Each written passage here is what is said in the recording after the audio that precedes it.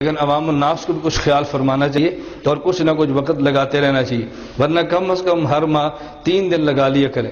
میں کراچی میں تھا تو ایک نوجوان مجھے ملا اور پوچھنے لگے تبلیغ جماعت والے ہر مہینے جو 3 دن کی بات کرتے ہیں ماہانہ سے روزہ، یہ تو بالکل شریعت میں نہیں ہے، نہ قرآن میں ہے، نہ حدیث میں ہے، نہ اسلاف میں ہے، یہ بدعت انہوں نے ایجاد کی ہے۔ میں نے کہا اتنی جلدی فتویٰ نہ ٹھوک، اپنے علم کو تو سنبھال کر بات کر، تو سوال کر ہم سے جواب لے، فتوے کیوں ٹھوکتا ہے؟ جب ہم نے جواب دینا ہے تو پھر آپ نے کہنا انتشار ہوتا ہے، اور جب تم فتوے ٹھوکتے ہو تو پھر انتشار نہیں ہوتا۔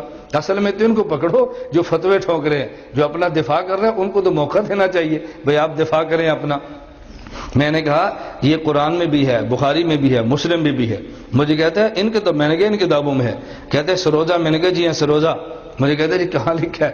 میں نے کہا رسول اللہ صلی اللہ علیہ وسلم عرش پہ گئے، 50 نمازیں ملی، رستے موسیٰ علیہ السلام ملے تو انہوں نے کہا حضور کام کروا لیں، یہ قوم نہیں پڑھے گی۔ حضور صلی اللہ علیہ وسلم 45 کروا لی، کہا کتنی ہے؟ کہا جی 45 کا 45 بھی نہیں پڑھیں گے۔ رسول اللہ صلی اللہ علیہ وسلم پھر گزارش کی تو 40 رہ گئی۔ یہ تو آپ نے حدیث سنی ہے نا، بالآخر 5 نمازیں رہ گئی تو حضرت رسول اللہ صلی اللہ علیہ وسلم پر وحی آئی، آپ کی امت 5 نمازیں پڑھے گی، اجر 50 کا ملے گا۔ نمازیں 5 پڑھے گی، اجر 50 کا ملے گا۔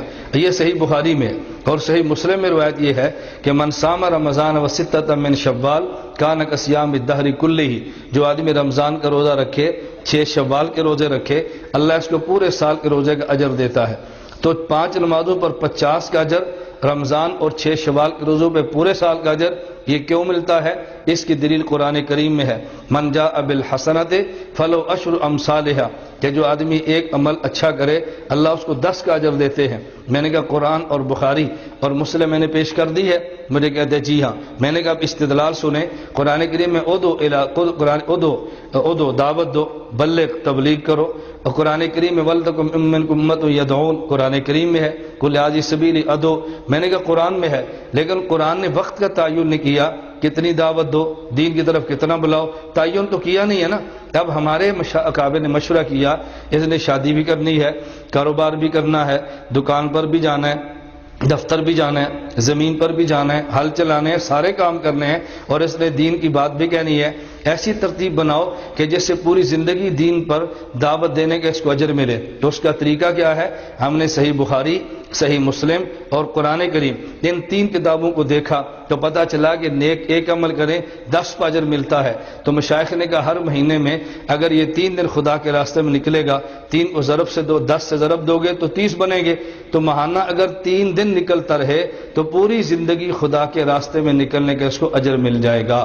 کاروبار بھی کرتا رہے گا اور پوری زندگی دین پر چلنے کا اجر بھی ملتا رہے گا۔